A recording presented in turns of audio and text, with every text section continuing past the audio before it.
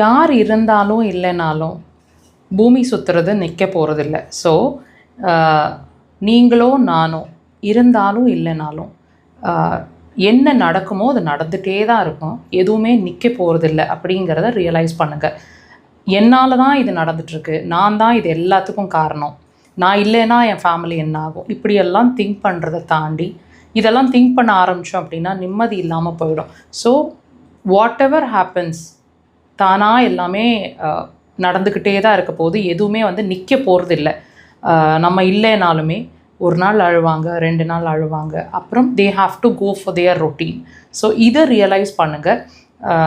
எதை பற்றியும் கவலைப்பட்டுட்டே இருக்காதீங்க. இந்த கவலை தான் எல்லா பிரச்சனைக்கும் காரணம், இன்க்ளூடிங் உங்களோட ஹெல்த்துக்கும் சேர்த்து. ஸோ தயவு செய்து என்ன நடக்குமோ அது நடந்துகிட்டே தான் இருக்கும் அப்படிங்கிறத ரியலைஸ் பண்ணிட்டு நம்ம அதுக்கான இம்பார்ட்டன்ஸ், அதாவது இந்த சந்தோஷத்துக்கான இம்பார்ட்டன்ஸை கொடுத்து கவலைகளை தள்ளி வச்சுட்டு லைஃப்பை பார்க்கலாம். ட்ரை பண்ணுங்கள்.